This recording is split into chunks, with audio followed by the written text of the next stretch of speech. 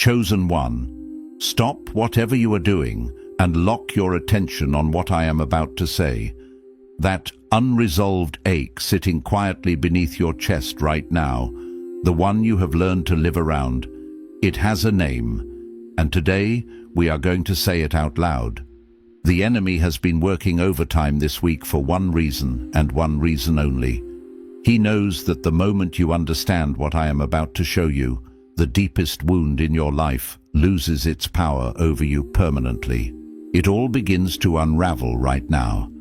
The emotional cycles, the patterns you cannot seem to break, the relationships that keep ending the same way, the version of yourself you keep almost becoming but never quite reaching. But hear me clearly. This is not ending because of coincidence. It is ending because you were ready enough to be brought here today. Think back to this week. Maybe there was a conversation, a memory that surfaced without warning, something that reminded you of her and left you sitting with a feeling you could not fully name. Maybe it was something small, a tone of voice you used with someone you love that stopped you cold because for a split second it sounded like hers. Or maybe you woke up recently with a heaviness that had no obvious origin, and somewhere beneath the silence, you knew it was connected to something older than anything happening in your life right now. You did not find this message by accident. The algorithm did not bring you here. The Holy Spirit did. This is a divine appointment that was written before the foundations of the earth were laid. You are standing at the threshold of the most important healing of your entire life. Stay until the very last second of this message, because in the next few minutes, I'm going to hand you the revelation that reframes your entire origin story. I'm going to walk you through the exact dynamic that has been operating in the background of every relationship, every decision, and every version of yourself you have tried to build. And at the end, I am going to give you a declaration that severs the invisible cord that has been pulling you backward every time you tried to move forward. Do not click away. Your future self, the healed one, the free one, the one who finally understands why they are the way they are, is standing on the other side of this message, begging you to stay. I know what the last several days have felt like. Something has been stirring beneath the surface. It is not quite grief and it is not quite anger. It is something older, something that lives in the part of you that was formed before you had words for what was happening to you. Maybe you have been doing the work, reading the books, going to therapy, doing the journaling, saying the affirmations. And yet something keeps returning. Some pattern, some fear, some way of shrinking or overextending, some inability to receive love without bracing for its withdrawal. And you have started to wonder, quietly, in the privacy of your own mind, whether this is just who you are. That is the lie the enemy has planted. He has been whispering a very specific deception in the space between your thoughts. He is telling you that the reason you cannot seem to fully heal is because something is fundamentally broken inside of you. He is replaying moments in your mind, that time you pushed someone away who loved you, that time you stayed too long in something that was hurting you, that time you chose silence when you needed to speak or spoke when you needed to be still. And he is building a case. He is filing it under your name and labeling it permanent. But I need you to hear what the scripture actually says about this moment. Psalm 147:3 says, "He heals the brokenhearted and binds up their wounds." Listen to that word, binds. This is not a casual comfort. This is a medical declaration. The God of the universe is described here as a physician actively working on the specific places inside of you that were broken before you even understood that breaking was happening. This is not a promise for someone else. This is the verdict over your life right now, in this season, in this wound. You are not broken. You are in the process of being bound. The heaviness you have been carrying is not evidence of your failure to heal. It is evidence that the healing has reached the deepest layer. The pressure you feel is not punishment. It is the sensation of something that has been infected for decades, finally being drawn to the surface so it can be removed. You thought the wound was about her choices, but the revelation I am bringing you today is this. It was never about what she did or did not do. It is about what you concluded about yourself because of it. And that conclusion, the one you formed as a child in the quiet aftermath of moments that should have been different, that conclusion has been running your life from the shadows. That is what ends today. Not because you finally figured out how to be strong enough to push past it, but because the Most High has scheduled this moment of clarity as the turning point in your story. You did not stumble onto this message. You were led here, and now the work begins. What you concluded about yourself, that is the root. Not the wound on the surface that everyone can see, not the behavior pattern that your therapist helped you name, not even the relationship that broke you open and left you reeling. The root is a far more insidious and personal thing.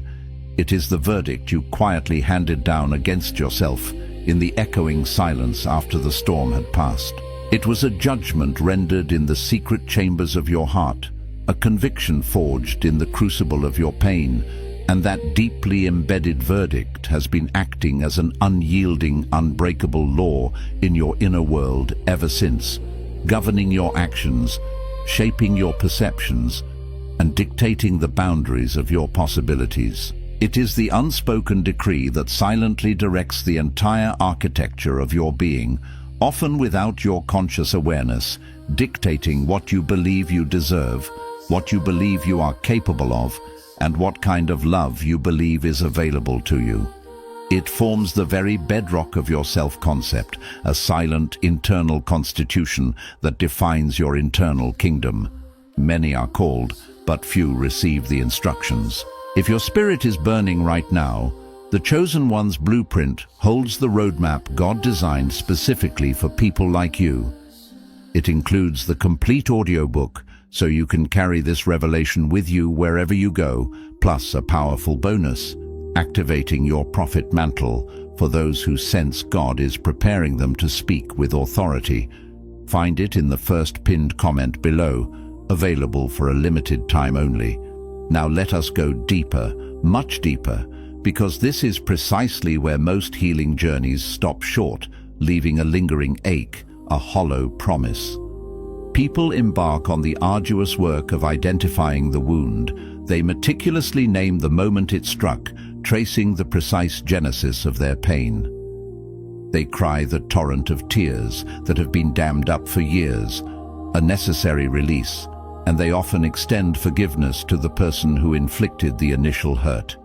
Then they wait. They wait with bated breath, with hopeful expectation, for the miraculous freedom that was so fervently promised, the liberation they so desperately crave. But when the same insidious fear creeps back into their nights, when the familiar pattern of self-sabotage or relational discord reemerges, perhaps disguised in a different relationship with a different face, a profound and debilitating conclusion settles within them. They have failed. They conclude that healing is not for them, that they are somehow irrevocably broken, the sole exception to the universal promise of restoration. But here is the profound truth of what is actually happening in that moment of despair. You did not fail the healing. Instead, you courageously, diligently healed the symptom, the outward manifestation, without ever truly touching the subterranean root, the hidden wellspring from which all those symptoms draw their persistent, debilitating life. You have been diligently tending to the visible consequences, mistaking the shadow for the substance, unaware of the deeper, unseen force at play. Think of it this way. Visualize a magnificent tree, once vibrant and robust, now tragically diseased. With a gardener's diligent hand, you might meticulously cut off every visible dead branch, pruning away the decay. For a season, the tree may indeed appear healthier, its outward form renewed, a temporary illusion of vitality. But if the insidious disease lives not in the branches, but deep within its intricate, unseen root system, it will inevitably, unstoppably return, every single time. The leaves will yellow again, the fruit will wither, the branches will once more succumb to the creeping blight. Not because the tree is cursed by some cosmic decree or inherently flawed in its essence. It returns because the very source of its affliction, the hidden heart of the problem, was never truly addressed. You, in your earnest efforts, have been tirelessly pruning branches, tending to the symptoms that appear on the surface. But what God, the divine botanist, is asking you to do right now, in this sacred, transformative moment, is to allow him to reach down, to penetrate the very earth of your being, and to tend to the root itself. As Jeremiah 17:8 reminds us, a blessed person is like a tree planted by the water, sending out its roots by the stream, unafraid of heat, its leaves always green, unburdened by drought, never failing to bear fruit. This profound imagery contrasts sharply with the diseased tree, highlighting the critical importance of a healthy, divinely connected root system. Your true health, your lasting fruitfulness, depends not on superficial adjustments, but on a deep, radical excavation of what lies beneath. And that root, that foundational bedrock of your internal operating system, is a belief, not a fleeting thought, but a single, deeply embedded, often unconscious belief that solidified and took hold in the earliest moments of wounding, particularly within the context of your formative relationship with her, your mother, or the primary maternal figure in your life. This belief, like an ancient, powerful spell whispered into your subconscious, articulates several core narratives. It whispers, "I am not safe to be fully known," causing you to guard your true self with an almost impenetrable vigilance, fearing exposure as a prelude to abandonment or rejection. It asserts, "Love is something I must constantly earn and meticulously maintain through ceaseless performance, or it will inevitably be withdrawn, trapping you in an exhausting cycle of people-pleasing, overachieving, and an unending quest for external validation." It declares with a crushing finality, "The real version of me, the unguarded, the unpolished, the unmanaged, spontaneous version of my soul, is either too much for others to handle, or paradoxically, not enough to truly be cherished, or perhaps even both at the same time." This internal conflict creates a devastating split where your authentic self is deemed unacceptable, and every single relationship you have subsequently entered since that formative period, you have unwittingly brought this powerful, unspoken belief into it, like a hidden contract, a secret clause in the terms of engagement. You did not choose this belief consciously.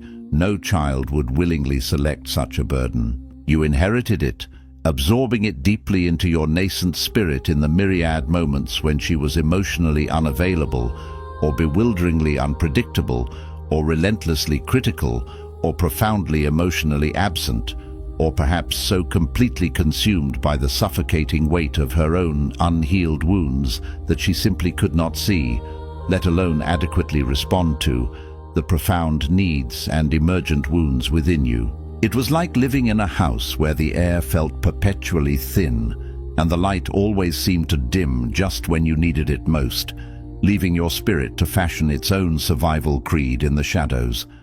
But here is where the journey goes even deeper, revealing a layer of profound insight that most people, trapped in their pain and anger, miss entirely. She did not give you that belief with malicious intent, nor with conscious cruelty.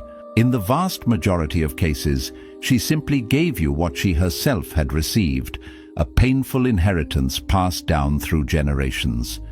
The very wound that now resides and aches within you was, in all likelihood, living and festering within her first, a silent legacy of unaddressed pain. She was not a monster, a caricature of evil designed to inflict suffering. She was, in the deepest sense, a wounded woman, a soul who had not yet encountered the profound, liberating healing that is, in this very moment, reaching out to touch you. And the truly transformative, unlocking moment arrives when you are able to hold both of these seemingly contradictory truths simultaneously within your heart. That what she did, or what she was unable to do, shaped you profoundly, irrevocably, leaving undeniable imprints on your soul. And concurrently, that she too was shaped, limited, and wounded by what she received, or failed to receive, in her own formative years. When this dual understanding dawns, something deep within your spirit begins to unlock, to release, a freedom that no amount of mere anger, no torrent of tears, no intellectualized grief could ever, by itself, release. It's like finding the master key to a cage you didn't even realize you were in, because for the first time you see the bars for what they are, not an intentional trap, but part of a larger tragic lineage. This profound insight is emphatically not an invitation to minimize what happened to you, to diminish the reality of your suffering. Do not hear me suggesting, even for a moment, that the impact of those wounds was not real, or that your profound pain somehow requires qualification, justification, or a reduction in its legitimate depth.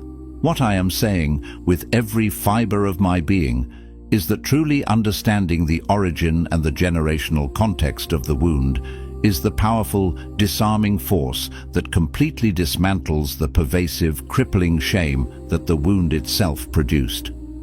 Because the deepest, most insidious lie the enemy plants in the fertile, often chaotic aftermath of maternal wounding is not merely that you are broken, flawed, or damaged beyond repair.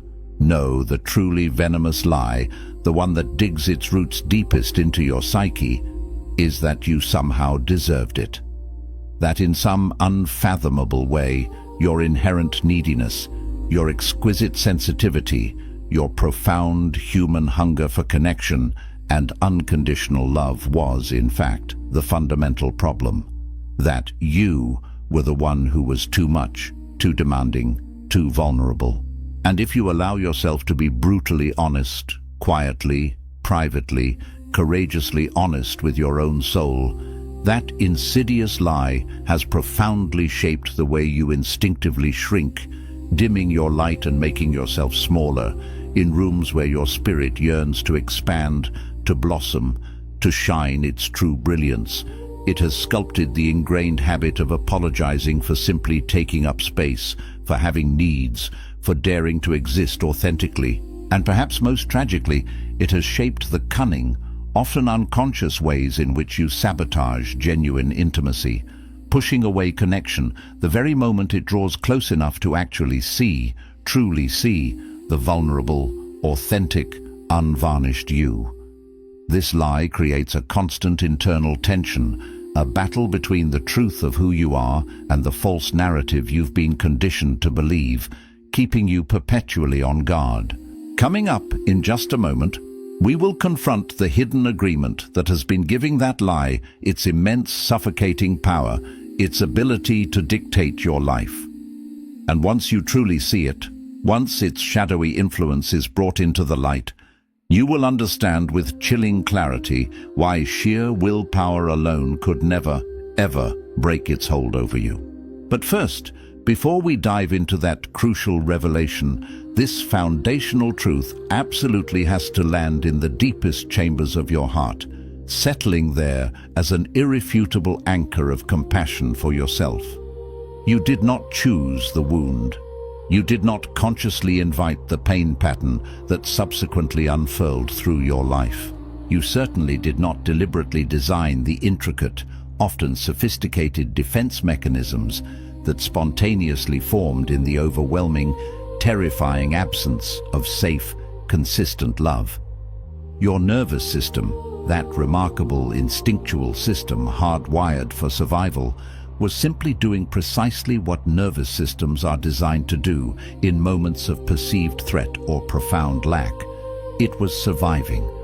The guardedness that became your second skin, the hypervigilance that constantly scanned every horizon for danger, the tendency to meticulously analyze every nuance of every relationship, for the slightest sign of rejection before it could catch you off guard and leave you shattered.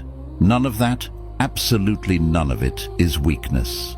On the contrary, that is the ingenious, resilient architecture of a brilliant child who learned, very early and very painfully, that the tender landscape of love was not a safe, consistent place to rest, to be vulnerable, to simply exist. And in response to that early trauma, you built an entire elaborate personality around managing that profound insecurity, crafting a masterful facade so convincingly that most people who know you have absolutely no idea it even exists, let alone defines your inner world. You learned to be exceptionally strong, to project an aura of unshakable competence. You became fiercely capable, often excelling in ways that masked your inner turmoil. You may have even learned to be the indispensable one, the empathetic anchor who tirelessly holds space for everyone else's pain and struggles. Because, in the twisted logic of your wounded past, as long as you were desperately needed, as long as you were indispensable, you simply could not be abandoned. This was a survival masterpiece, a profound